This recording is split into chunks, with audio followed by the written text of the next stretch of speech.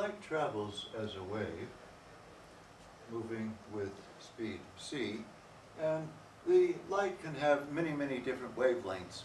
And let's investigate some of the units that we use to measure these wavelengths. First, we have 1 meter, which we know is the distance of about that sort. Then we have 1 centimeter, which is equal to 10 to the minus 2 meters, so it's 0.01 meters. Then we have 1 millimeter, which we are familiar with in our everyday life also, and it's 10 to the minus 3 meters, or 0.001 meter. Then we come to the ones that we perhaps not have counted in our everyday life. We have 1 micrometer, where we use the Greek letter mu to stand for micro, which is 10 to the minus 6 meters, or 5 zeros in a 1. And then we have 1 nanometer, which is 10 to the minus 9 meters, which is 8 zeros in a 1. So these are the different units that we will use to measure our different sized wavelengths in light.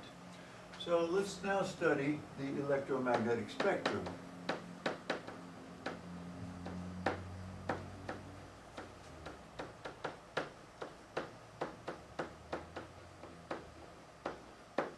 This room is full of radio waves, which we can easily verify by turning on our radio, which is a device that can detect them and pick them up.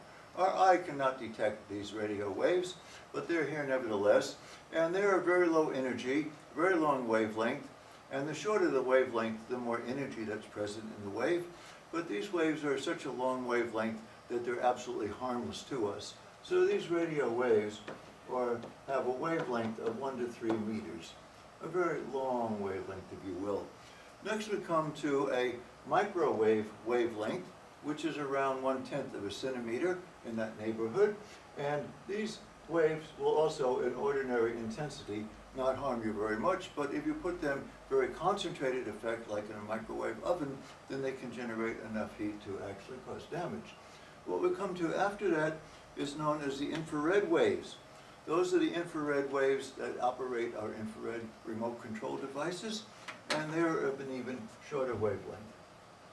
Now we come to a very small range of wavelengths known as visible light.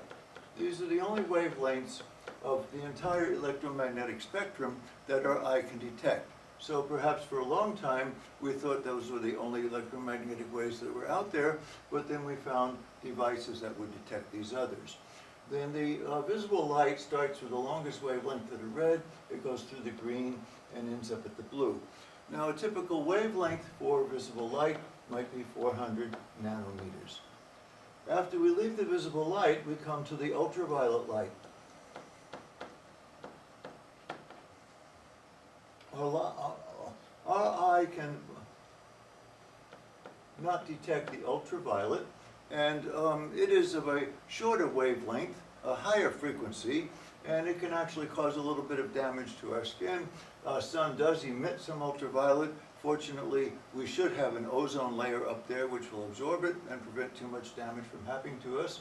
Our eye cannot detect it, but the eyes of some birds can detect ultraviolet. They can see ultraviolet, shorter wavelengths.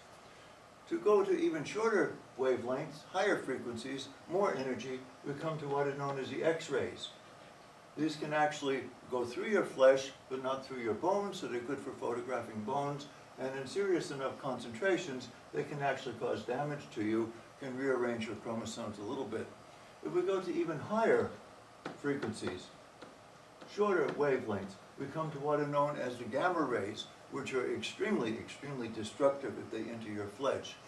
These rays do not occur in very large numbers on the Earth, otherwise us human beings certainly would not be here. So this entire range of wavelengths are all exactly the same kind of phenomena. They're what we call electromagnetic signals of different wavelengths. We're used to calling them light because visible light is just one part of the electromagnetic spectrum, the part that we happen to be used to. If we want, we can call the entire electromagnetic spectrum light, and that part of it which our eye can detect, we could refer to as visible light.